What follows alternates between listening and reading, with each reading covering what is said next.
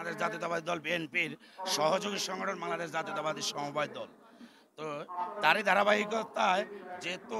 আন্তর্জাতিক মাতৃভাষা দিবস 52 সালাম জাব্বর রফিকের শহীদের বিনিময় রক্তের বিনিময় কিন্তু 52 ভাষা আন্দোলন, এই 52 ভাষা আন্দোলনে তখন তারা শহীদ হয় এবং এই শহীদের মধ্যে আন্তর্জাতিক মাতৃভাষা দিবস আজকে বিশ্বের কাছে আমরা স্বীকৃতি পাই। তো সেজন্য আজকের এই দিনে আমি প্রথমে তাদের রুহের মাগফিরাত কামনা করছি। পাশাপাশি আমার সংগঠন, আমার এই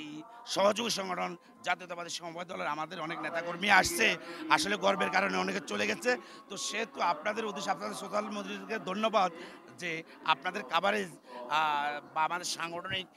মতবাদ বা 21-এর উপরে 21টা মাতৃভাষা রাষ্ট্রভাষা বাংলা কথা চাই। তো এই বাংলাকে বলা মনের আবেগে, আজকে যে মনের আবেগ দিয়া এই যে শত শত হাজার হাজার মানুষ, শত শত বললে ভুল হবে, আমি গত রাত্র প্রায় 3টা পর্যন্ত ছিলাম, যে বিগত 17 বছর প্যাসেজ হাসিনা, যে খুনি হাসিনা আপনার বাক স্বাধীনতা মানুষের হরণ করছে, কিন্তু সেই 17 বছর হচ্ছে আজকে আপনার মিডিয়ায় জানেন যে গত রাত্র থেকে আজকে পর্যন্ত দেখুন মানুষ যে স্বতঃস্ফূর্তভাবে পরিবার পরিজন ছোট ছোট মাসুম বাচ্চাদেরকে নিয়ে এই মাতৃভাষা দিবস উপভোগ করতেছে মনোমুগ্ধকর পরিবেশে। আমার মনে হয় গত 17 বছর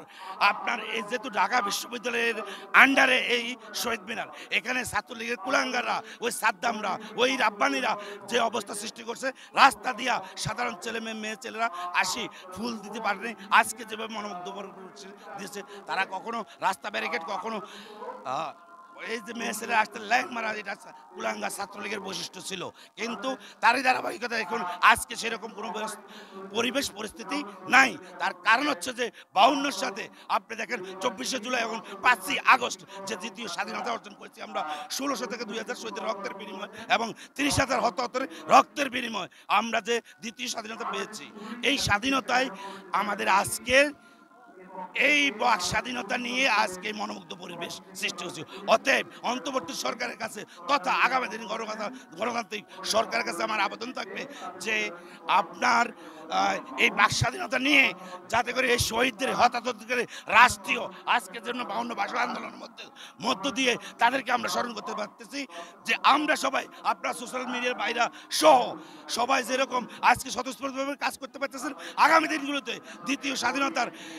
সেই আপনি দেখেন এই যে পানি নিয়ে বাইরে ঘুরতেছে, তখন আমার কথা পড়ে, মুক্তির কথা মনে পড়ে, আমার সাইদের কথা, আবু সাইদের কথা মনে পড়ে। তাদের রক্তের বিনিময় দ্বিতীয় স্বাধীনতা আমরা চাচ্ছি তাদেরকেও রাষ্ট্রীয়ভাবে এই সম্মান মর্যাদা দেওয়া হোক, যাতে করে আমরা আগামী দিনে এই রাষ্ট্রীয়ভাবে অর্থনৈতিক ব্যবস্থা শুরু করে সামাজিক সকল সংগঠন, সকল দল মত ভেদে এইভাবে সুন্দরভাবে রাষ্ট্রীয় অঙ্গটা বিশ্বের দরবারে